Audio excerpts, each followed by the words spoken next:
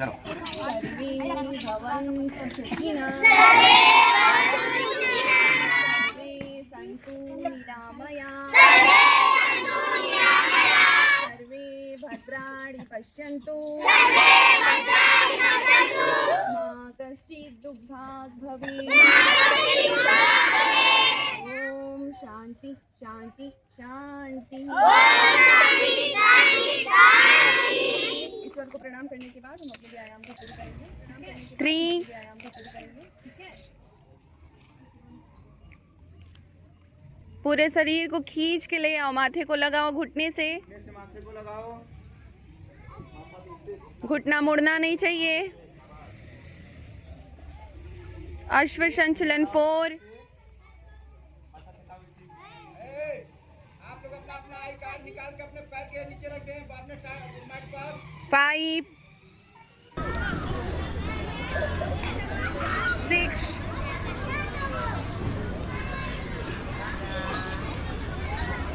पंजे पे घुटने रखेंगे, घुटनों के बाद चेस्ट और चिन रखेंगे, हिप थोड़ा सा उठा रहेगा, ठीक है। 7 जितनी बड़ी हो उतना लंबा लाया करो,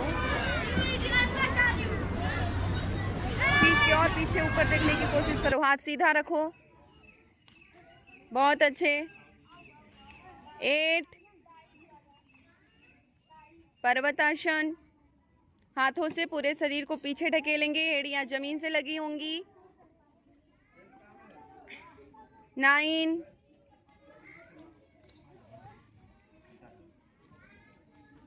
ऊपर देखने का प्रयास करेंगे। 10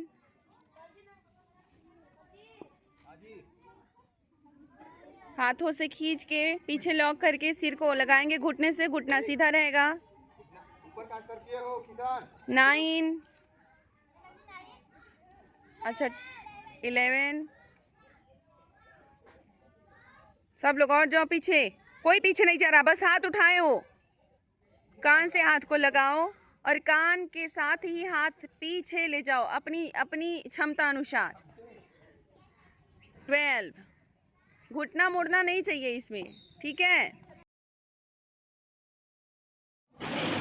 इस प्रकार से मेरे बच्चों का सूर्य नमस्कार का नेक्स्ट राउंड शुरू होता है, जिसमें उन्होंने नमस्कार आसन किया, दूसरा हस्तोत्तान आसन करते हैं और तीसरा ये है पादहस्तासन, जिसमें सिर को घुटने तक खींच के लगाना होता है और घुटने बिल्कुल सीधे रहेंगे, मुड़ेंगे नहीं।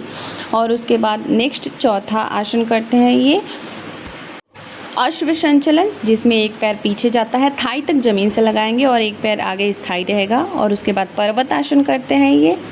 नेक्स्ट है अष्टांग नमस्कार, इसमें 8 अंग ज़मीन से लगे रहेंगे, इसलिए इसका नाम अष्टांग नमस्कार है, जिसमें दोनों पैर के जो पंजे होते हैं, घुटने होते हैं, छाती होती है और ठुड्डी होती है वह ज़मीन से लगी रहती है और पेट का जो भाग होता है और नितंब का जो भाग होता है वह हल्का सा उठा रहता है, इसलिए इसका नाम अष्टांग नमस्कार है।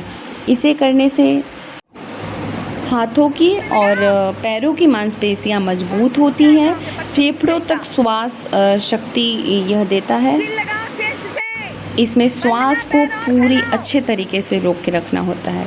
ये हमारा नेक्स्ट आसन है उपविष्ट कोणासन है, जिसमें दोनों पैरों को अपनी क्षमता के अनुसार अगल बगल फैलाना होता है ताकि पैरों की फ्लेक्सिबिलिटी बढ़ सके। इसमें ये बच्चों को फ्लेक्सिबल बनाने के लिए, उनके पैरों को फ्लेक्सिबल बनाने के लिए। उसके बाद हम हाथों को ऊपर करेंगे और यहाँ पे बच्चे बहुत ज़्यादा ही शोर कर रहे थे। एक समय ऐसा आता है कि बच्चों को हैंडल करना मुश्किल लगने लगता है, क्योंकि इतने सारे एक साथ होते हैं और हम अकेले, तो आवाज़ चैलेंजिंग हो जाता है, जिसके बाद वो सुनते भी नहीं हैं।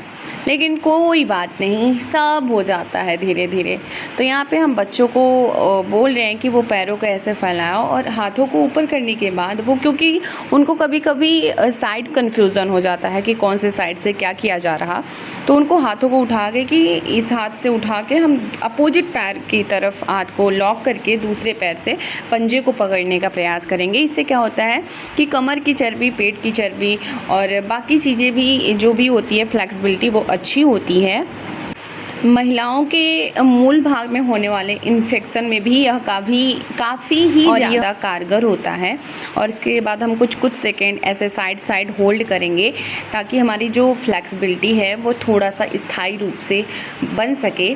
और बच्चे यहाँ पे कंटिन्यू लगे हुए हैं, उन सबको तो बहुत ही ज़्यादा मज़ा भी आता है क्योंकि चीज़ें इतनी ज़्यादा वो जल्दी सीख नहीं पाते, लेकिन अपनी पूरी कोशिश करते हैं वो सीखने का। ये उनके काफ़ी ज़्यादा सराहनीय उनका यह कार्य होता है। और यहाँ पे इतने ज़्यादा अलग अलग पोजेस किए जाते हैं जिसे देख के कभी कभी हंसी भी आने लगती है, लेकिन कोई बात नहीं, बच्चे ही हैं, धीरे धीरे सीख ही जाएंगे। यही तो कारण है कि अभी वो छोटे से कर रहे हैं ना, तो आगे चल के उनको सीखना बहुत ही आसान हो जाएगा। इसे बटरफ्लाई पोज भी कहा जाता है, जो कि जांघों का लचीलापन बढ़ाता है, पाचन तंत्र में सुधार करता है और कब्ज व अपच जैसी समस्याओं से राहत दिलाता है। पीरियड से जुड़ी हुई जो भी समस्या होती है, जो भी दर्द होता है, उसमें भी राहत मिलता है। प्रजनन क्षमता में सुधार होता है और कमर व पीठ के निचले हिस्सों का जो दर्द होता है वह भी काफ़ी हद तक इस आसन को करने से कम हो जाता है। और इस आसन को करने से खिंचाव आता है पेट से लेके पैर से लेके सभी भागों तक। इसे चक्रासन कहा जाता है। चक्रासन बच्चे बहुत ही आसानी से कर पा रहे थे काफ़ी प्रयास के बाद। इसे हलासन कहा जाता है, जिसमें जो हमारी मुद्रा होती है वह हल के समान हो जाती है। और पैरों को इस प्रकार से आगे पीछे करने से जो हमारी फ्लेक्सिबिलिटी है हलासन में वो अच्छी हो जाती है। हलासन के बाद हम सर्वांगासन में आ जाएंगे। इस आसन को शोल्डर स्टैंड योगा पोज भी कहा जाता है, जो कि मस्तिष्क में रक्त प्रवाह बढ़ाकर थायराइड ग्रंथि के कार्य को सुधारता है, हार्मोनल संतुलन बेहतर करता है और मानसिक तनाव को कम करता है। बच्चों को ये आसन करने में बहुत ही आसानी थी और उन्हें काफ़ी हद तक मज़ा भी आ रहा था। सर्वांग आसन में ही हम इस नमस्कार जैसी मुद्रा बनाएंगे, जो बच्चों के लिए काफ़ी इंटरेस्टिंग था और वो काफ़ी रुचि के साथ इस आसन को कर ही रहे थे। इस आसन को करने से मांसपेशियों को मजबूती मिलता है, शरीर के सभी अंग सक्रिय होते हैं। और इसी में हम सर्वांगासन में ही गरुड़ आसन जैसा भी पोस्चर कर लेंगे, जो कि हमारे पैरों की फ्लेक्सिबिलिटी के लिए भी काफ़ी हद तक सहयोग प्रदान करता है। और इसमें हम इसे एडवांस पोस्चर कह सकते हैं, अर्थात 2 आसनों का मिश्रण कह सकते हैं, जिसमें सर्वांगासन के साथ गरुड़ आसन भी हमने ट्राई किया है और बच्चे भी इसे काफ़ी रुचि के साथ प्रयास कर रहे थे करने का। इस आसन को करने से त्वचा की रंगत भी सुधरती है और बालों के विकास में मदद मिलता है, अर्थात बाल कम गिरते हैं, जैसी कि समस्या आजकल आमतौर पे सबको हो रही है। तो ये सारे आसन ऐसे हैं। उसी में सबसे जैसे कि सर्वांगासन को आसनों की रानी कहा जाता है, लेकिन ये हमारा शीर्षासन है। शीर्षासन को आसनों का राजा कहा जाता है। शीर्षासन करने से मस्तिष्क में रक्त प्रवाह बढ़ता है, जिससे एकाग्रता और स्मृति में सुधार होता है, तनाव कम होता है और बालों का झड़ना तो बहुत ही कम होता है। यह पाचन को सुधारता है, शरीर का संतुलन बेहतर बनाता है और शरीर से विषाक्त पदार्थों को निकालने में मदद करता है। इस प्रकार से शीर्षासन में बैलेंस बनाना बहुत ही ज़रूरी होता है, नहीं तो थोड़ा भी इधर उधर करने से हमें काफ़ी मसल्स प्रॉब्लम हो सकती है। नेक्स्ट आसन है टिट्टिभासन, जो कि हाथों के बल बैलेंस बनाया जाता है। पूरे शरीर का भार जो होता है वह हाथों पर होता है और इसमें बैलेंसिंग बहुत ही ज़रूरी है। और बच्चे भी यहाँ भरपूर प्रयास कर रहे थे मेरा कॉपी करने का या मेरे जैसा ट्राई करने का, जिसमें अभी बच्चे होल्ड नहीं कर पाते हैं। और ये नेक्स्ट आसन है हमारा राजकपोत आसन, जो कि कुल्हों के लचीलेपन को सुधारता है, पेट की मांसपेशियों को मजबूत करता है, कमर दर्द में भी आराम पहुंचाता है और ये हमारे मुद्राओं को भी संतुलित करता है। इस प्रकार से बच्चे राजकपोत आसन काफ़ी अच्छे ढंग से कर पा रहे थे। जिनकी बैक बेंडिंग ज़्यादा अच्छी थी वो बहुत ही अच्छे से कर पा रहे थे, लेकिन बच्चे आसन तो कर लेते हैं लेकिन उसमें होल्ड नहीं कर पाते, क्योंकि अभी शुरुआत कर रहे हैं चीज़ें करने का। नेक्स्ट आसन है शशांक आसन। बैक बेंडिंग पोजेस करने के बाद इसे किया जाता है ताकि कमर दर्द से आराम मिल सके। इसे करने से शारीरिक स्वास्थ्य तो होता ही है, तनाव भी दूर होता है, क्रोध भी कम होता है, पीठ दर्द में आराम भी मिलता है। नेक्स्ट आसन है हमारा उत्थित पाद हस्तासन। इसको करने के लिए हमारे काफ़ी ही ज़्यादा आसन में बैलेंसिंग होना चाहिए। इस आसन को करने से पेट की चर्बी दूर होती है। नेक्स्ट आसन है हमारा जिसे हम हनुमान आसन भी कह सकते हैं। इसमें दोनों पैरों को अपोजिट, एक आगे एक पीछे स्प्लिट करेंगे, पूरा फैलाएंगे और उसके बाद हाथों को जोड़कर ऊपर की नमस्कार मुद्रा में ले आएंगे या हाथों को सामने भी नमस्कार मुद्रा में जोड़ सकते हैं। बच्चे इसे बहुत ही मुश्किल से कर पा रहे थे क्योंकि उनके पैर की फ्लेक्सिबिलिटी बिल्कुल अच्छी नहीं थी।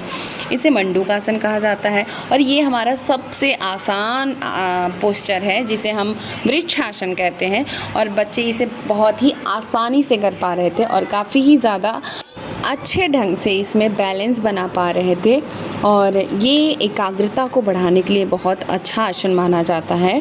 इसे पैर बदल के जितना, यदि हम कोई भी आसन करते हैं तो यदि हम एक साइड से कर रहे हैं तो दूसरे साइड से हमें उतना ही करना चाहिए। इससे हमारा शरीर संतुलित रहता है, किसी प्रकार की कोई शरीर में खिंचाव, तनाव या दर्द नहीं रहता है। इसी प्रकार हम दूसरे पैर से करेंगे। ये हमारा छोटा नन्हा सा बच्चा है जो कि वृक्षासन करने का प्रयास कर रहा है। यहाँ पे अब हम ओम का उच्चारण करेंगे।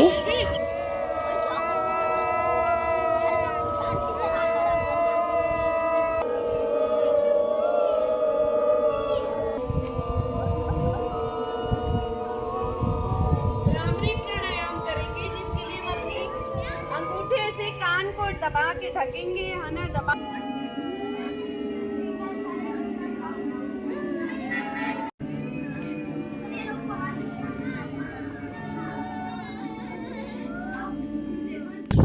ओम का उच्चारण करने से मानसिक शांति मिलती है, तनाव और चिंता कम होती है तथा शरीर में सकारात्मक ऊर्जा का संचार होता है। एवरीवन, इसी तरीके की और भी वीडियो देखने के लिए और मेरे लाइफ रूटीन और मेरे स्कूल के कुछ बच्चों की चटपटी बातें सुनने के लिए आप मेरे चैनल को लाइक करें, सब्सक्राइब करें और कमेंट करें। और इस प्रकार से हमारा योग का सेशन ख़त्म होता है और आज सैटरडे था तो बच्चे थोड़ा गेम खेले और उसके बाद 11 बज गया और हमारे 11 बजे बच्चों की छुट्टी हो जाती है। ये हमारे फर्स्ट मीटिंग के बच्चे हैं, अब इनकी छुट्टी हो चुकी है। अब हमारी सेकेंड मीटिंग के बच्चे आ ही रहे होंगे। तब तक के लिए बाय बच्चों।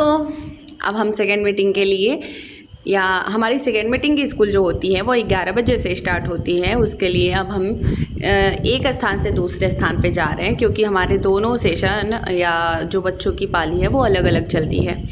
तो अब यहाँ पे हम घर के लिए, या नहीं घर के लिए तो बिल्कुल नहीं, स्कूल के लिए प्रस्थान कर रहे हैं भाई। और कहा जाता है ना, ये वक्त नहीं खजाना है साहब, लोग तब ही निकालते हैं जब उनके फ़ायदे की बात होती है।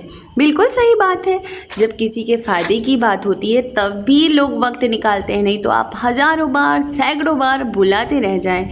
मजाल है कि कोई आ जाए आपके बुलाने पे, तो जब फ़ायदा होगा तभी लोग आएंगे और वक्त खजाने से कम बिल्कुल भी नहीं है। तो अब हम सेकेंड मीटिंग के स्कूल के लिए जा रहे हैं और हम काफ़ी लेट हो चुके हैं क्योंकि कुछ बच्चे कंपटीशन में पार्टिसिपेट करने वाले थे तो उनका रजिस्ट्रेशन हमें करना था। और यहाँ पे हम स्कूल आ चुके हैं। यहाँ पे हमारे सेकेंड मीटिंग के बच्चे देख के स्माइल कर रहे हैं क्योंकि हम इस ड्रेस में सेकेंड मीटिंग के बच्चों को नहीं पढ़ाते हैं। उसके लिए प्रॉपर हमें सूट और सलवार में जाना पड़ता है क्योंकि स्कूल का रूल है भाई, रूल को फॉलो करना तो पड़ेगा ना बाबा। इसके बाद अब हम तैयार होके सूट सलवार में आ चुके हैं स्कूल के लिए और हम स्कूल में आ चुके हैं। यहाँ पे अब हम जा रहे हैं क्लास देखने। तब तक के लिए आप अपना ख्याल रखिए। यदि आपको इसी तरह के और भी मज़ेदार वीडियो देखने हैं तो आप हमारे चैनल को लाइक करें, कमेंट करें और सब्सक्राइब करें। Thank you, bye.